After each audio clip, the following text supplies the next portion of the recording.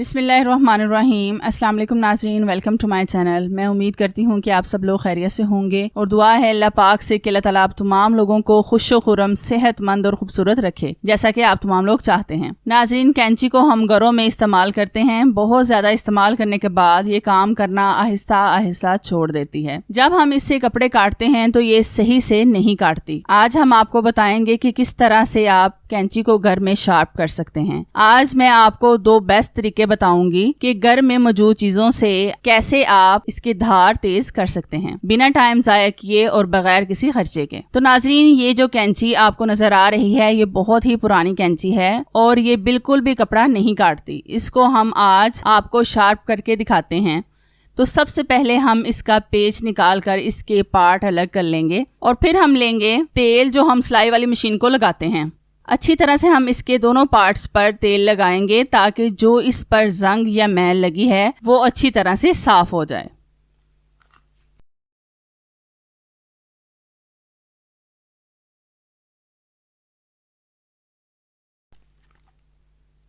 और फिर हम लेंगे एक सैंड पेपर, इसको रेगमाल भी कहते हैं। इसकी मदद से हम कैंची को साफ करेंगे। तो आपने इस सैंड पेपर को रगड़ना है कैंची के ऊपर। जिस तरह से मैं कर रही हूं आपने भी ऐसे ही रगड़ना है।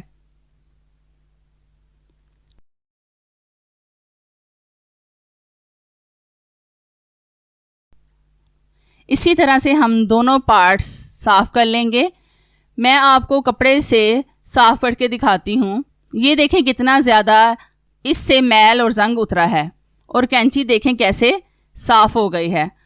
अब फिर से हम इसके पार्ट्स के ऊपर तेल लगाएंगे और फिर से इसे रगड़ेंगे सैंड पेपर के साथ। एक तो जो इसकी जगह रह गई थी साफ होने वाली, इसको भी साफ करेंगे और इसके साथ हम इसे शार्प भी करेंगे रेगमाल के साथ।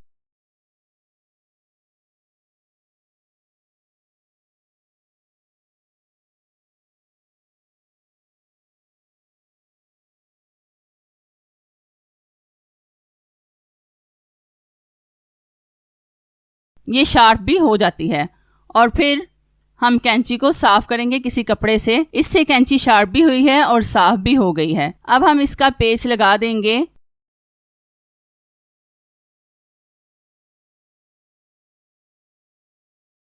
अब दूसरा तरीका हम आपको बताएंगे कि इसके लिए आपको चाहिए रेती।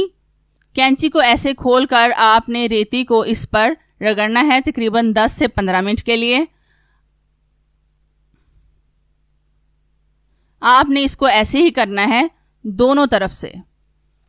नाज़रीन, हमारी रोज़ाना नई नई वीडियोस देखने के लिए हमारे चैनल को सब्सक्राइब करें और साथ बेल आइकन पर भी लाजमी क्लिक करें ताकि मेरी नई आने वाली वीडियोस का नोटिफिकेशन आप तक आसानी से पहुंच सके। इस तरह से करने से कैंची शार्प हो जाएगी और पहले की तरह काम करने लगेगी। बस थोड़ी सी मेहनत की जरूरत होती है। अब मैं आपको इससे कोई भी कपड़ा काट कर दिखाती हूँ। ये देखें नाज़रीन, कितनी जल्दी से कपड़ा काट रही है बगैर किसी कट के। कैंची कितनी शार्प हो गई है। आप भी एक बार लाजमी इन दोनों तरीकों में से एक तरीका अपनाएं और अपनी कैंची को शार्प करें। इसका रिजल्ट आपको 100% मिलेगा। अगर वीडियो अच्छी लगी हो तो लाइक करें और अगर कोई सवाल हो तो कमेंट्स करके लाजमी पूछें। Thank you so much for watching. Allah Hafiz.